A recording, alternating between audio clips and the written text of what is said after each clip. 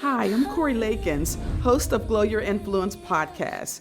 Glow Your Influence is a space where women rise, lead, and soar with purpose.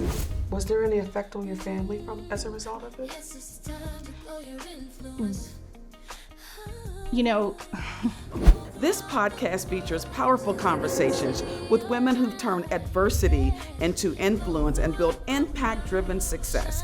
Rooted in faith, strategy, and real experience, each episode helps you shift your mindset, embrace your story, step boldly into your leadership journey. If you're ready to glow from the inside out, this show, it's for you. Well, Beth, I remember our first conversation, and I shared with you about me having a special needs child. And then you came back and you said you have a special needs child. And immediately I felt the connection and the bond. Can you share with us and the audience about caring for a special needs child?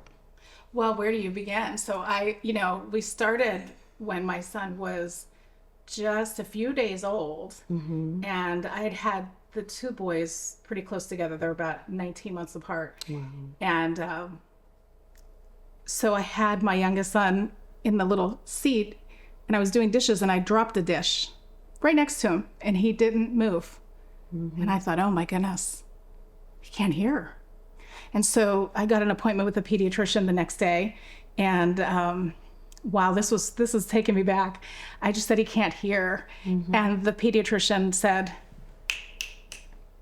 and the baby went, oh, and he goes, he can hear fine. Stop over-mothering him. Quit comparing him to your other child. Mm-hmm. And 18 months later, he was diagnosed as profoundly deaf. Mm-hmm. When I took him to Children's Hospital instead of the pediatrician. And then about 4 years after that, he was diagnosed with what we called at the time PDD, pervasive development disorder, which is on the autism spectrum. Mm-hmm. Mm-hmm. So what was it like once you were told about the diagnosis? What was that journey like for you and your family? So by that time I had been divorced and I was on my own. And I'll tell you, it was so overwhelming and lonely. And I think the biggest problem with dealing with that after period when you first get the news is it isn't what you planned.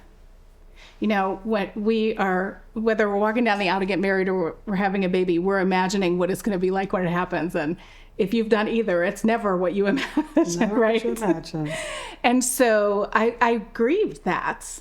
And then, of course, I worried about his future. Mm-hmm. And Children's Hospital here in Pittsburgh is wonderful. He had a psychologist who was working with us and assessing, what they do with kids to see where they are developmentally. And I was crying and I said, this isn't the life I planned for him. And she said, look at him. He's going to go to college and he's going to be married and he's going to have a very successful career. He's brilliant.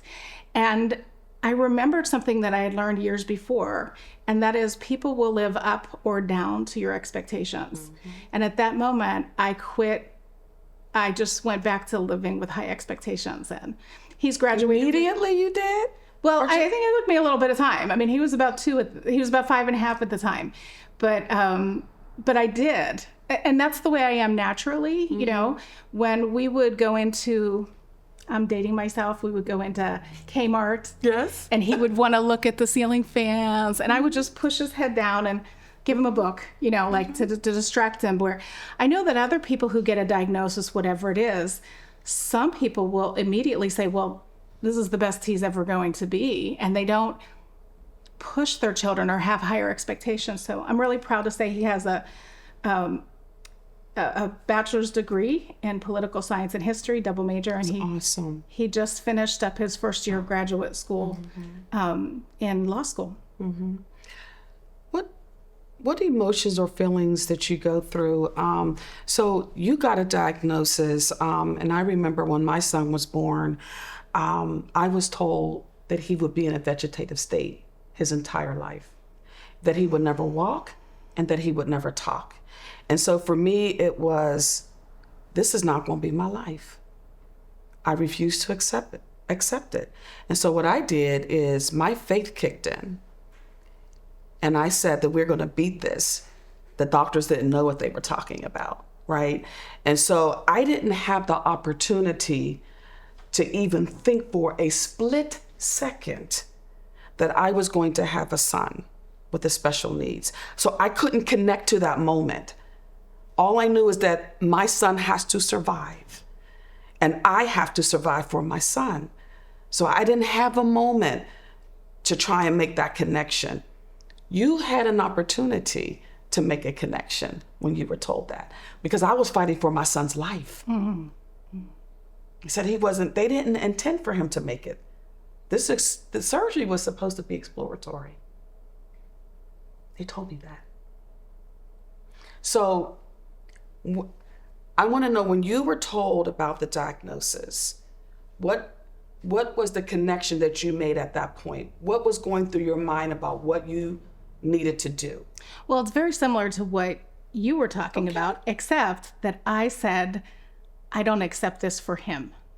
Mm-hmm. That was the determination that I made.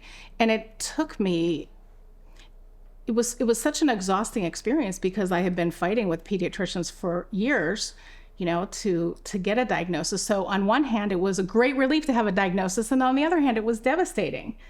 So I think I had to work through that grieving process before I made a plan to go forward. Mm-hmm.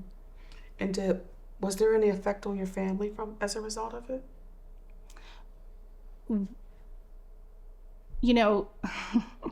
You are pricking me. I think that anytime something like this happens in a family, the whole family has to accept it. And I know it was difficult for other people, because people didn't always agree with what my choices were, with education and developmental and things that I bought him and toys that I did. And sometimes I think people were worried that I was going to be disappointed, and so stopped trying so hard.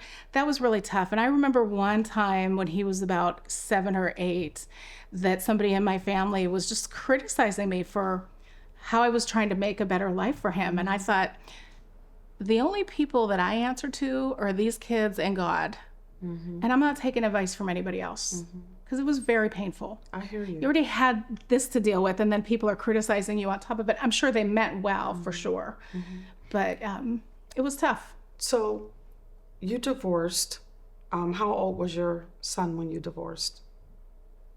So I left their father. Okay. My son was just 2 years. My older son was 2 years old, and the new baby was just 2 weeks old. And you left your husband. And so I fled my husband. You fled your husband? Yeah. Okay. Is there anything you want to share? I've been through way tougher things than a difficult diagnosis, I guess. That was mild. So you fled. Okay. You fled. So were you left to raise your children by yourself? Financially, emotionally, spiritually, physically, everything, yeah. I chose to do that. I chose to do that. Well, so that makes a difference, right? Versus feeling abandoned, right? So you didn't have to experience that like I did with my son's father, who abandoned him, who didn't want any connection with him. Well, pretty much so, right? So, so you were a single mom raising your children. When you think about that, was there anything like, let's talk, we're talking about resilience, right? So how were you able to do that? How were you able to focus on your children? You have a child with the special needs, and you were fighting for him to have a certain life because that's what you saw. That's the vision that you had for your son, right? Sure. So how did you get to that point? And what was there any struggle in that or no? So that part of my life, Corey, is so reactional. It was so, this is happening, so do this. This is happening, so do this. I was trying to pay the bills and trying to get both of my kids into great schools and doing it by myself. So I think that's actually a blessing, because I didn't have time to sit and think about things or worry about things. I just was reacting. And then much later, as I look back on that situation, and when I started my business, when I started writing books, I said, I don't want to be reactive anymore. The kids are both in high school now, and things have settled down. And I just felt, I look back on that person, I see her, and I think I was really guided. Mm-hmm. I think I had angels and guides keeping us all safe, because I really believe all three of us have a very important mission in the world. So you're an author, and you're considered a thought leader, which is powerful. You're powerful, extremely powerful. So you have written 14 books. And your last book was The Imposter Syndrome. And I had the opportunity to kind of like flip through that book, and it is powerful. It's not talked about enough, right? So I want you to really talk about, one, how did you become an author? At what point did you hear a voice said to you, you're to write books, and why? And then I want you to talk about the book, The Imposter Syndrome, because that's going to set a lot of folks free. Thank you. So I started writing books before I could read books. Back in a time when we didn't sit in front of televisions, my mom had a few children after me, and she wanted to keep me busy. So and I love to read, or I love to be read to. So she said, why don't you write your story? I was always telling her stories. And so that's what I did. I would write books all day long, and my mom would hole punch them and put yarn through them. And I had lots of books that I wrote, and I would pretend to be on a book tour and ask people if they want their book signed. So I was meant to do this from the very beginning. But as you know, I got distracted and got married and had children, and then I had to take care of that. And if you want to be a writer, it's very difficult to write or do any creative art if you're living in chaos. I do my best writing when I'm in quiet and when I can get my inspiration and my downloads. And so that all those years when the children were younger, I was still creative, but I wasn't creating any works. And I started to get close to my 40th birthday, and I was working in public relations, and the Pittsburgh Business Times called, and they said, do you have any authors that could speak at our business for breakfast? This was in January. They were scheduling for the year, and I gave them two of my clients' names, and she said, I have one more opening, and it's for November 5th. Which was my 40th birthday that year. Wow. And I had it in the back of my mind, and I heard myself saying, well, I'm writing a book. And boy, did I have to hustle on that one to get that deadline. Yeah. Wow. So your last book you wrote in 2023, The Imposter Syndrome, something that I believe that many of us, we just acclimate to certain ways of being who we're supposed to be. Looking for acceptance. And so we take on these characteristics and personalities for us to be accepted, right? And so you tapped into something pretty powerful in this book. So can you share a little bit about that? Well, let me give you a background on it. The book is called Overcoming Imposter Syndrome. Yes. There are a few books out there about imposter syndrome. And I was in Washington, D.C., probably 2018 or 19, and I was at a women's conference and I was speaking, and the woman in front of me had a book called something like Imposter Syndrome, right? And I bought it to, you know, because I was interested in the topic and be polite. But if, I'm a writer that buys a lot of books, and I have a lot of books. And then a couple years later, it was 2020, and I found myself sitting on the couch and watching a lot of Netflix. And I thought, I'm not going to watch any more TV. I'm going to read every book that I bought. Oh my goodness. And so one day I was reading this book about imposter syndrome, and I have to tell you, Corey, that book was terrible. It was terrible. I was reading the book and I was yelling at it. Like, it was just about imposter. It was about imposter syndrome, and it was more like statistics and and studies. It was more from like a counselor's point of view. It was written by a counselor. And I said, I can't believe I paid $25 for this book and you didn't give me one strategy. And I got up from sitting on my couch and reading the book, and I went into my office and I thought, if I were giving advice on overcoming imposter syndrome, this is what I would say. And I wrote it down. In an hour or two, I wrote it out. And then it was still 2020, so nobody was meeting. Mm-hmm. And so I thought, I'm going to offer a webinar, just see if the ladies like this. And I do webinars a lot. Mm-hmm. I had over 500 people sign up for that. And so, of course, the book publisher says, oh, I think this is a good topic. So there are books about imposter syndrome, but it's very little resources on how to overcome imposter syndrome. Can you define what that is? So, imposter syndrome? Imposter syndrome, it affects men and women alike, but we see higher rates in it, especially in high performers and especially high performing women. The higher the education you have, the higher positions you have, the more you worry that you got it by accident and it wasn't really you. That's good. That's good. That's what it is. That's what it is. So I didn't really deserve this. I really didn't work hard for this. They made a mistake. I think, are you sure you met me? Right? Or say you're getting an award. I've been there. I've had those thoughts. Yeah. Our society trains us to do that. Wow. So a lot of us, it's hard to get out of it. Now, it's hard to get out of it? It's hard to get out of being exposed to these thoughts because imposter syndrome is a situation. It's not a condition. Like if you're diagnosed with ADHD, you have ADHD your whole life, right? But imposter syndrome is something that is as a thought. It's a thought thing. It can come and go. It's more based about feelings that you take on because of your thoughts.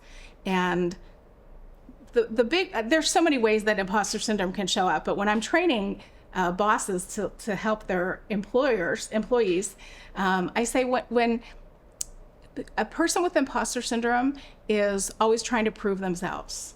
They're always trying to, they need a lot of affirmation. You're watching Glow Your Influence. We'll be right back after this. At BMW of Pittsburgh, we believe empowerment starts with confidence. The confidence to lead, to grow, and to shine. That's why we're proud to support the Glow podcast, a space where women's voices are heard, stories are shared, and inspiration turns into action. Just like every drive should feel powerful and purposeful, every woman deserves the freedom to define her own journey. BMW of Pittsburgh, proudly supporting women who glow, inside and out. They need a lot of inclusion and reminder to be reassured. If you give them a word, if you recognize them for their hard work, they want to push it off. Mm-hmm. Oh, it's nothing. That's my job. That's what you're supposed to do, right? See, I think that when I dealt with the imposter syndrome, it's in my younger years. I'm not saying I'm fully past it because I think I still experience some moments of imposter syndrome. But I think that in my younger years, when I was trying to prove who I was, is when I sort of acclimated to being someone that truly wasn't me. Now I'm comfortable in my own skin. I'm comfortable with who I am.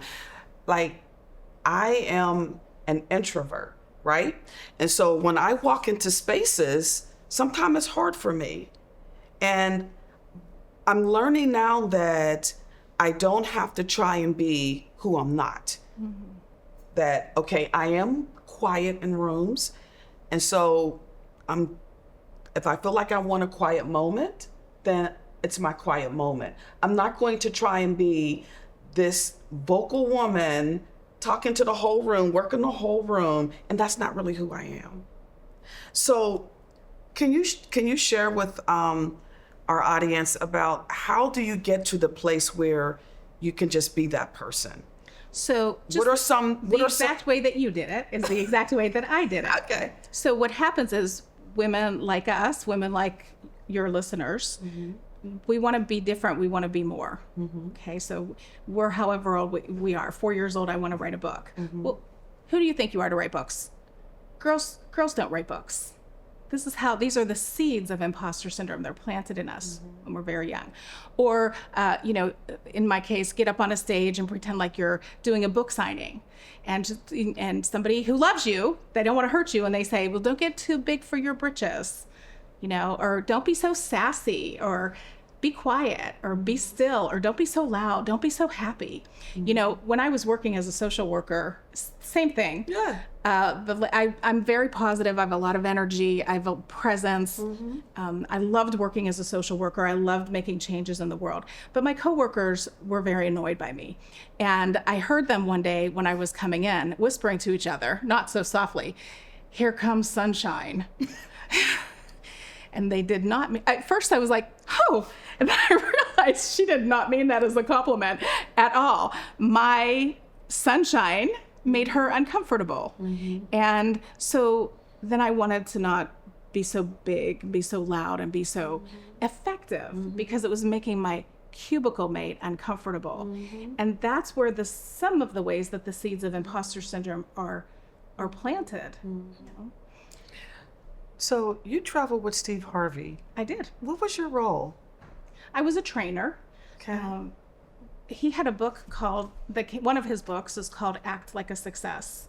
Act Like a Success. That's one of his books. Okay. And at the time, and still, I have a group called Success.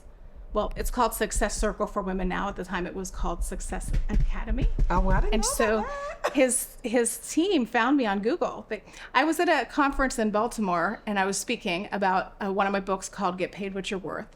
And somebody that worked for Steve Harvey was there, and they Googled me, and they saw on Google that I did Success Academy, and he had the book Act Like a Success. And so that's how the conversation started. And so I was a guest speaker at his book launch, and then he did, for 5 or 6 years, he did Act Like a Success Academy, and I was one of the instructors. What was that experience so like? amazing.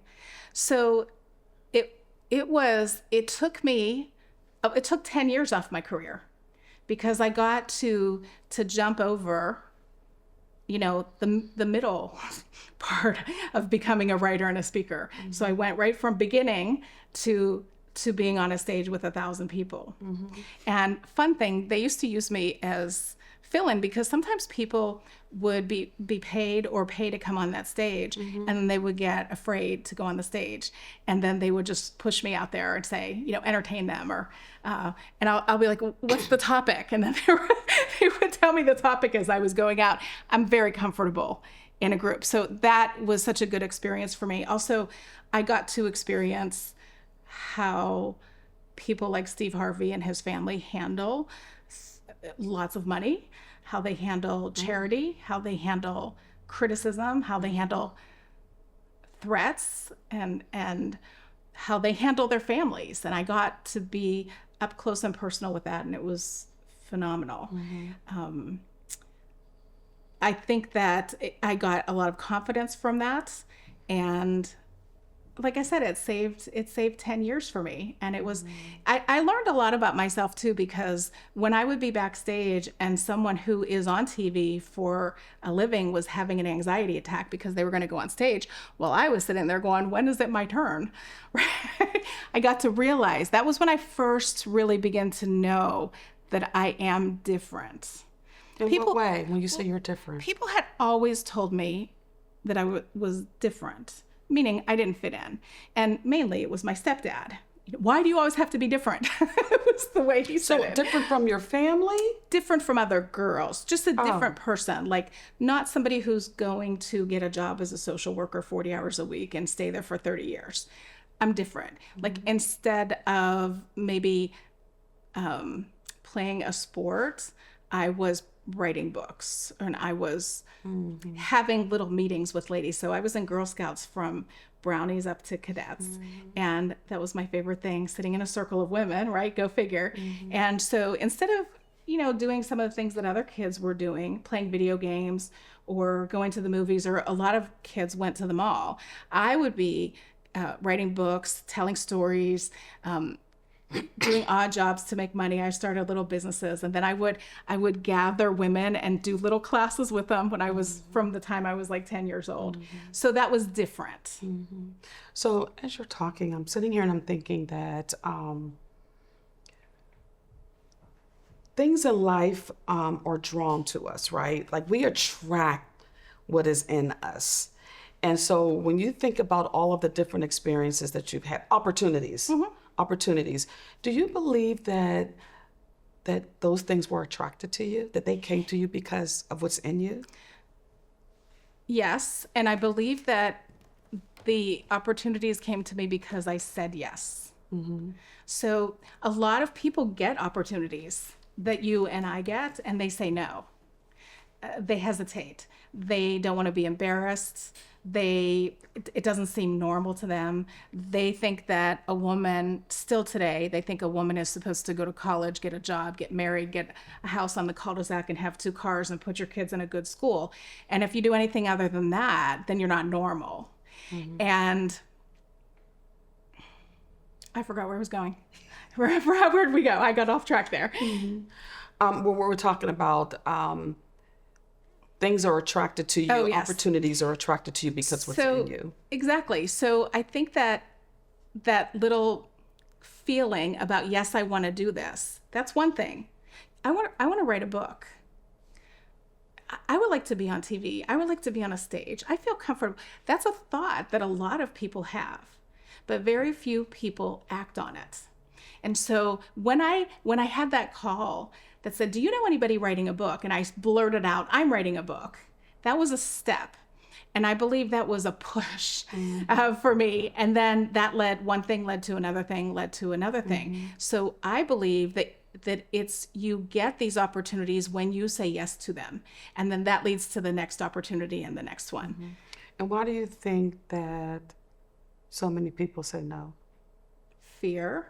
People, when I travel around and when I have a book launch and I go around and it used to be radio interviews, now it's podcast interviews or television interviews.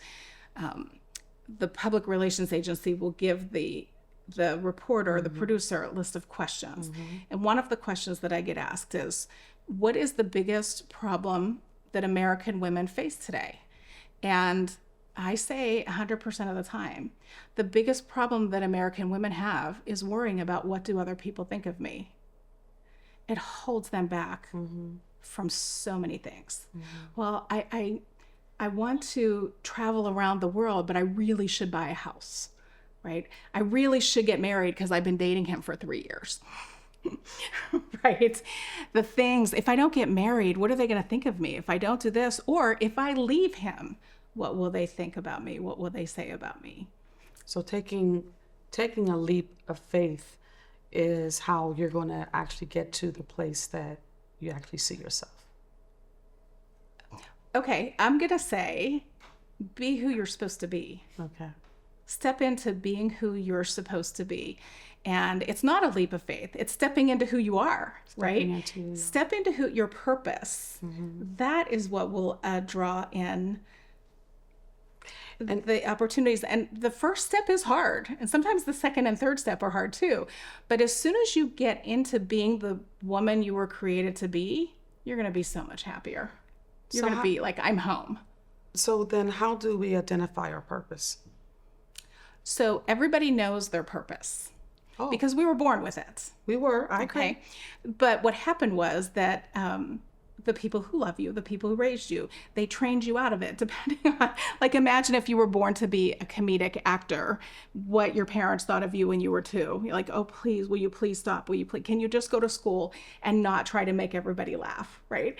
So people try to train that out of you and make you be what they think looks right.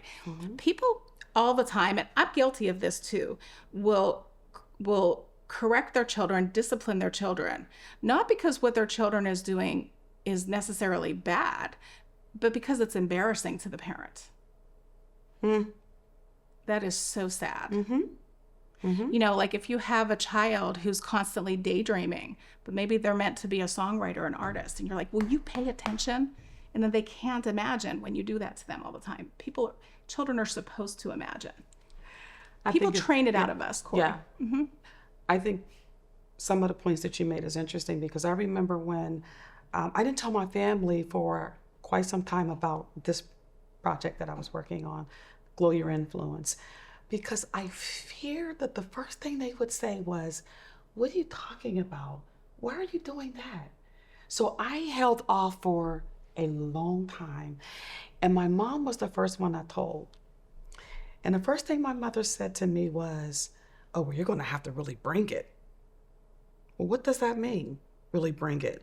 And she says, oh, I watched this one woman who has a podcast and, oh my gosh, she's just phenomenal. And I sat in that moment. Ouch. Exactly. And I thought, wow, that's why I didn't say anything. And Mom, if you're watching, no offense. Well, I'll speak up for your mom and all moms everywhere. When I sold my magazine business, I told my dad, and he sat across the table, and I was telling him, I'm going to start a public relations firm. And he was just like, I thought you found something you loved. Like, when are you going to just settle down, right?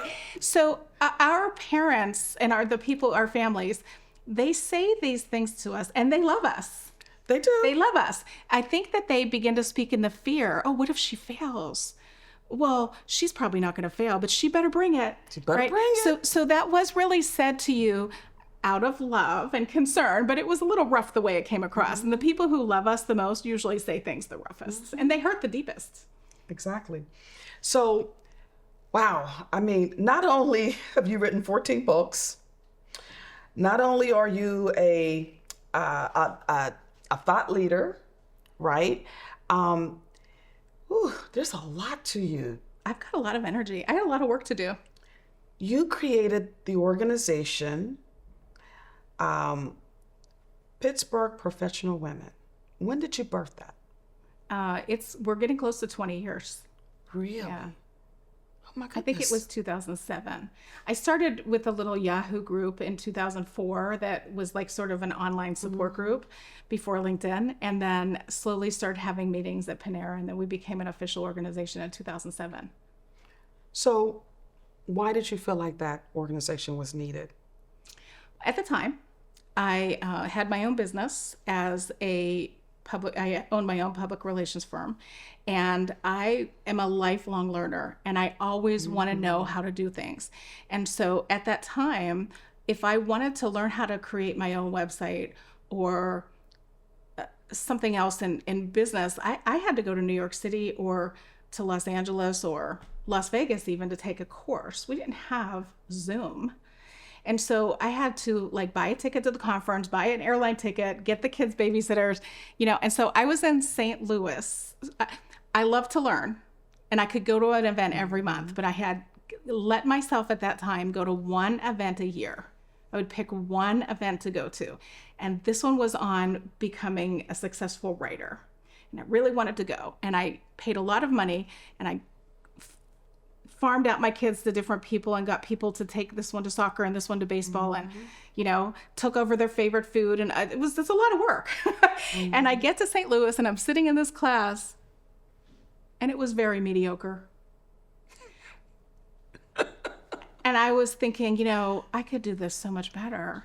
And that was the seed that was planted. And then just a few months later, I had taken my kids down to the History Center in Pittsburgh. They were having a local author book fair.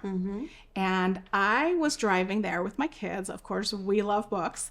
And I was expecting maybe 12 or 13 authors. And we went up to that upper floor in the History Center, if you've ever been there. There were over 50 people there with books. And coming home from that, I said, we have so many wonderful people in Pittsburgh. I don't ever need to leave town again. And that's still on the front page of the website. So I created it because it was what I needed. And I thought maybe I could get 6 or 8 women, or maybe 12 if I was lucky, that were like me. And once I started it, the women started coming from everywhere. I get women who come from Erie and Morgantown and Akron and Uniontown because it's important what we're doing. Yeah. I've been to several of your events, and what I can say is that what you offer women is truly authentic. And I want to ask you, how do you help women move from networking to true visibility and influence? Because I've heard some of your conversations with women, and I just think that you're right in the pocket in this. Like, this is truly your calling. Mm-hmm. It really, and I think you know that, right? How do you help women move to visibility and influence? You can't make anybody do it. Mm-hmm. I tried to make people do it for years. Mm-hmm. I had a public relations firm, and I tried to put people out there. And I remember having a client who was a holistic client, and I was trying to get her on TV, really good stuff. And I wound up having to go to therapy about it because she was paying me and she was angry with me for everything that I got her. And my therapist said, I don't think everybody wants to be in the spotlight. And that's when I started to really consider that. Mm-hmm. And so until then, and even a little bit after then, I was forcing women, pushing them. I'm going to nominate you for this award. I want you to go get a photo. I'm going to put you on the cover of a magazine. I was making them do it. They didn't want it. They weren't ready for it. Mm. The only way that you can bring people to that space is by showing them that it's possible. So the more women that step into their purpose and live in their purpose, the more we have other women and men see that that's okay and you're going to be fine. Mm-hmm. And no, I don't have a 401k. Mm-hmm. And no, I don't have a medical plan, mm-hmm. but I'm still okay. Mm-hmm. Matter of fact, we're thriving over here. Mm-hmm. So, okay. So, one final point, you have been the chairperson for the Alzheimer's Association? Yes, this year. Briefly tell us what was your role and what made you get involved in that? So I don't know how much time we have, but I'll tell you. We don't have much time. Okay. Just I won't tell you the whole story then. Mm-hmm. But I was invited about a year ago to be the honorary chairperson for this year's walk. I have some experience in my family. My grandfather had Alzheimer's. He died from it very quickly, and my mom and I shared caregiving for him. And it's something that it's a national crisis. Mm-hmm. More people die every year from Alzheimer's than they do of breast cancer and prostate cancer combined. My goodness. We have so many caregivers that are leaving the workforce because mm-hmm. it takes so much to care for someone like this. And I practiced, Corey. I knew they were going to ask me to do something. I didn't know they were going to ask me to be honorary chair. And I just practiced all the way to the meeting saying, my time and funds are fully allocated for this year. I'm fully committed for this year. I would love to help you, but my time, I just kept practicing it. And then they said, well, do you think you could be the honorary chairperson? Because we know you're very busy. And I was like, and then I didn't practice for that. But I did say, I will think about it. I didn't commit at that time. And ultimately, the reason I did accept that is because it's only a 1-year position. You can't have it for more than once. Okay. And I thought it was a challenge, and I thought it would be fun. And it has been a challenge, and it has been a fun experience. And you've been doing a phenomenal job. You really have. Thank you. I have 1 month left, a little bit more than a month left. So my final question to you is that with everything that you have built and overcome, because you are you are a powerhouse. I don't know if you know that. You are a powerhouse. Like all these balls in the air that you have and all these different pockets of things that you're doing. What is your hope for your legacy? I used to hate this question. And I love this question now. I love it now because I truly feel that my legacy through every way that I communicate, whether it's on a podcast or in a book that I read or a class that I teach, or standing in the stadium cheering on walkers for the Alzheimer, mm-hmm. right? What I'm doing is showing women what's possible. What is possible for me? In my home office, I have a picture of my grandmother that sits mm-hmm. behind me. And when I'm on Zoom, I can see her behind me. And when I get my tea, I can see her looking at me. What we get to do today, our grandmothers could not do. Our mothers could not do this. And so I'm here to show women what's possible. I absolutely know that that's my legacy. Phenomenal. Well, Beth, thank you so much. Oh my gosh. Is it over already? It's over already. Time flies when you're having fun. thank you for accepting our invitation to appear on Glow Your Influence podcast. Sure. It's your boy Malloy. It's time to glow your influence. At Catan Freddie Insurance, we've been serving our neighbors in Western Pennsylvania since 1940. Does your current insurance company offer appliance breakdown, underground utilities, and guaranteed replacement cost? Because we do, and so much more. Working with Erie Insurance allows us to offer superior coverage that fits your needs at a price you can afford. Call one of our 20 dedicated agents to find out more. At Catan Ferretti, keeping you protected is just as important as saving you money.